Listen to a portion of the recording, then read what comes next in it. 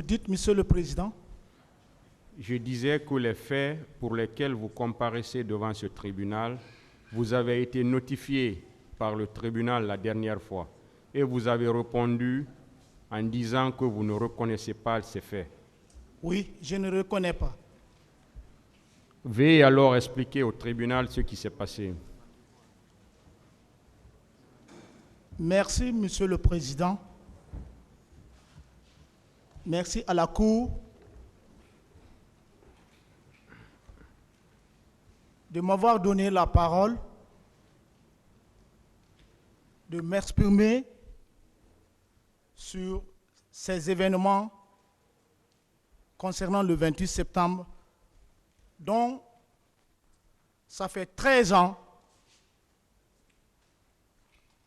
je suis en prison sans jugement.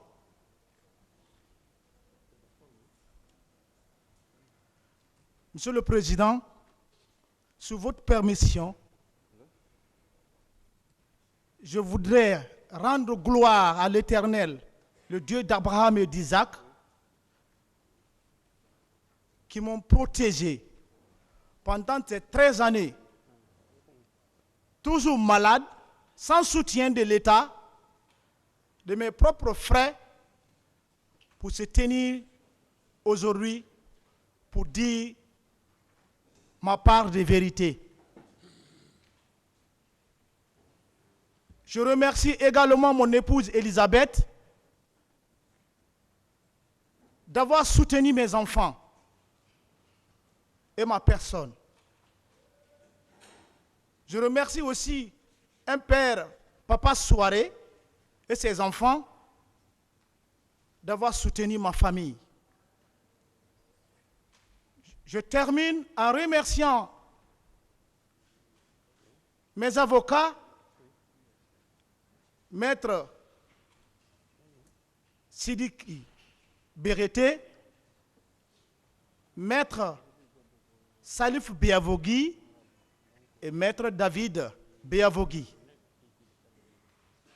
de venir servir pour ma défense. Je termine en remerciant le président de la République, Mamadi Doumbouya, le colonel,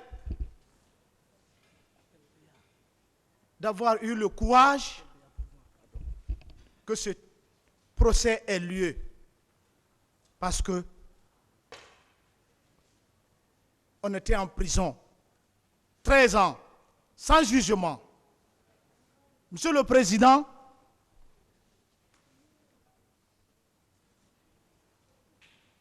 je commence à vous dire ceci. Je suis logé au camp Alpha Yaya Diallo. C'est le 30e mars 2010, dans les bandes de 19 heures,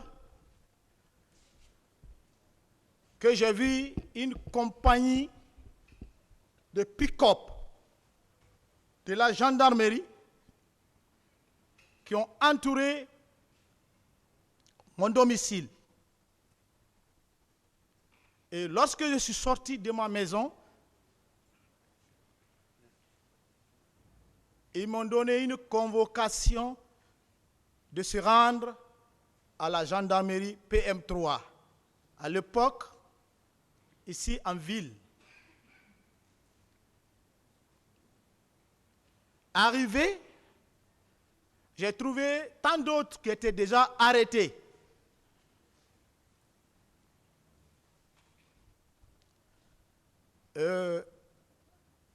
Nous étions dans une chambre, presque un petit bureau. J'ai passé des nuits dans ce bureau. Quelque temps, on nous a mis dans les violons, fermés. Il n'y avait même pas d'air. La même semaine, j'ai été convoqué par certains gendarmes dont je n'ai plus Je ne les connaissais pas, des officiers plus que des hommes, des sous-officiers, dans un coin du PM3, dans une maison, me poser des questions. J'ai dit ceci. Je suis arrêté pourquoi? Ils me disent que les enfants, les élèves soldats de Kalia se sont révoltés. Donc, je suis l'acteur principal de cela, que nous voulons créer une rébellion.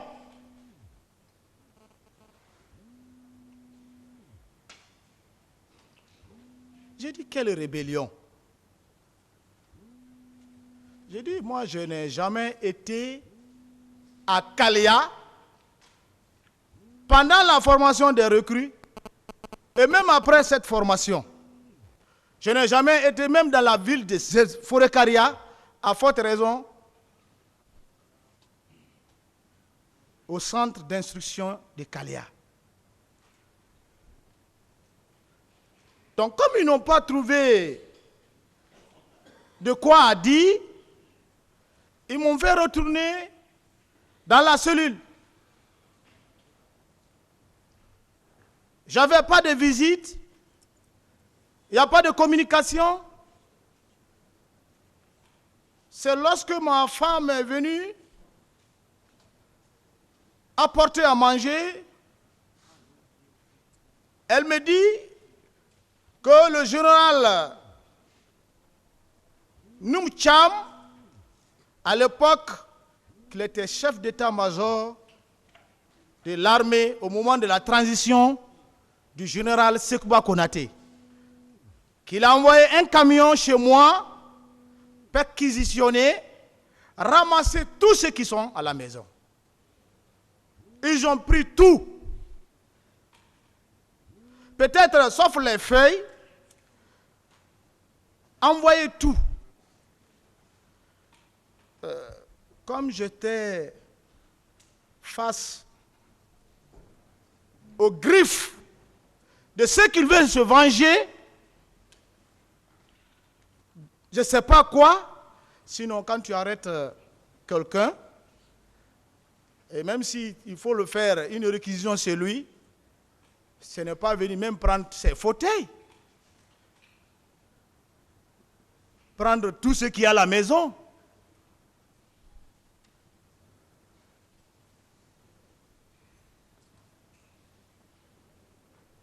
Je ne peux pas citer tout ce que, peut-être il y aura des questions sur ça, tout ce qu'on a ramassé chez moi, mais j'ai perdu tout. Alors, ainsi, j'ai dit à madame, calme-toi. Ceux qui en veulent au président Moussa Dadis Camara, ce sont eux qui m'ont arrêté. Parce que, tout simplement, on me dit, neveu de Dadis. Il dit, restez calme. Va avec les enfants. Mon père était paralysé, il était ex-gendarme. Je fus arrêté devant lui.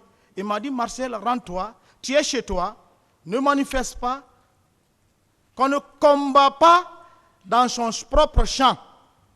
J'ai dit, papa, je ne ferai pas d'obstacle d'aller répondre devant une gendarmerie. Madame s'est retournée. Et depuis ces jours, j'ai fait quelques semaines, je pense bien, le jour que je fus arrêté, c'était la première fois que le président Sekouba Konaté s'est rendu en France pendant la transition. Donc, dès qu'il a quitté Conakry, c'était chasse à l'homme. Tous ceux qui étaient proches de Dadis, on les a arrêtés. On les a arrêtés.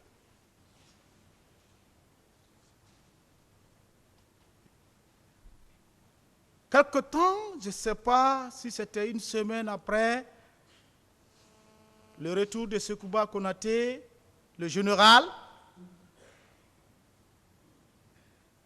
il y a eu un pourparler de me libérer.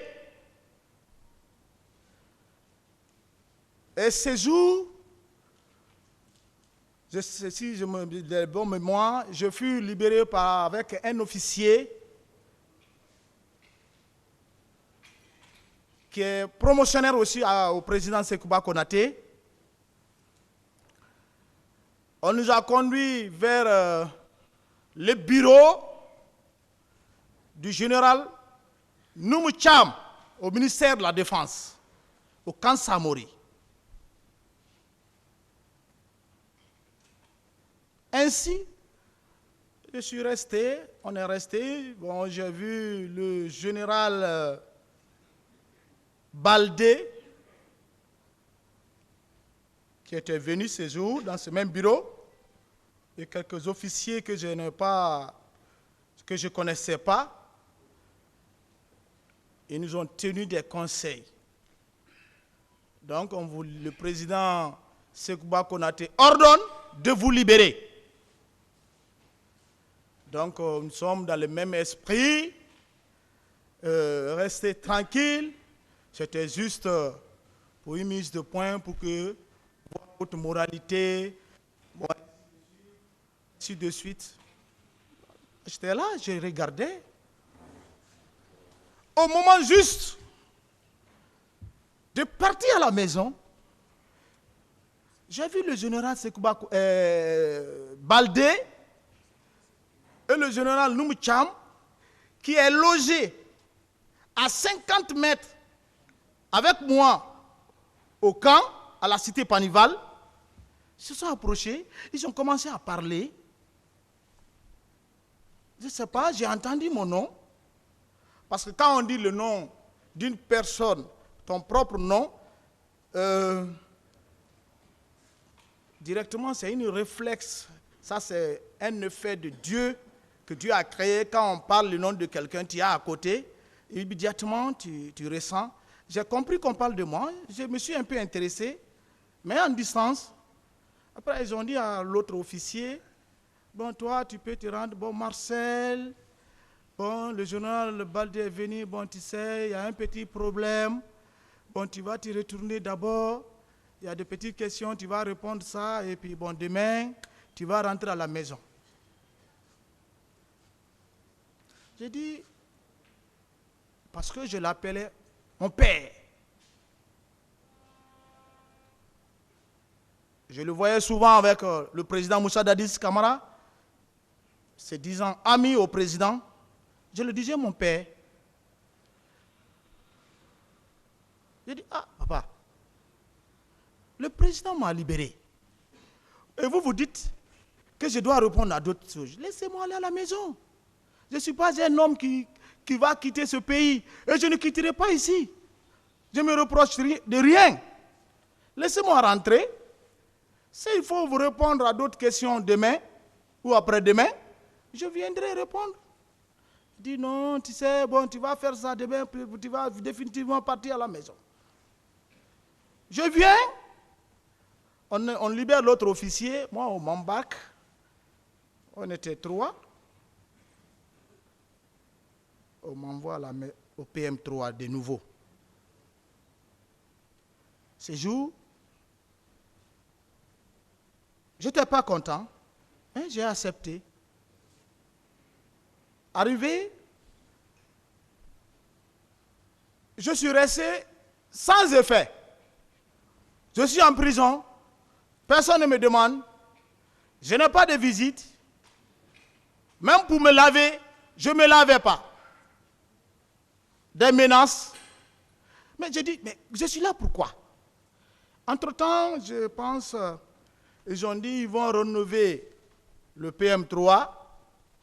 Donc, il faut nous transférer dans une autre point de gendarmerie nouveau qui a été créé maintenant là, qui est Matam, au service d'investigation, où était en tête, je ne sais pas s'il est général maintenant ou bien colonel, Diawara. Arrivé au PM3, on quitte PM3, on me ramène dans une cellule, une nouvelle cellule peinturée de nouveau, la peinture même sentait, on me fout dedans. C'est ce qui a même fait que j'ai des problèmes pulmonaires jusqu'à présent. J'ai passé toute une semaine, 2 semaines dans la cellule. Je sors, je vais j'urine. Je sors, je vais j'urine. On m'a torturé et on m'envoie devant un fait que, bon, il y a un problème, le cas de 28 septembre. J'ai dit, quel 28 septembre que vous me posez cette question? C'est moi que vous arrêtez pour le cas de 28 septembre? Il dit, oui, bon, la justice a besoin, nous, bon, on va faire ça vite, tu vas dire pour toi et puis tu vas rentrer. Je ne me souviens plus des dates, 13 ans. Ils ont posé des questions.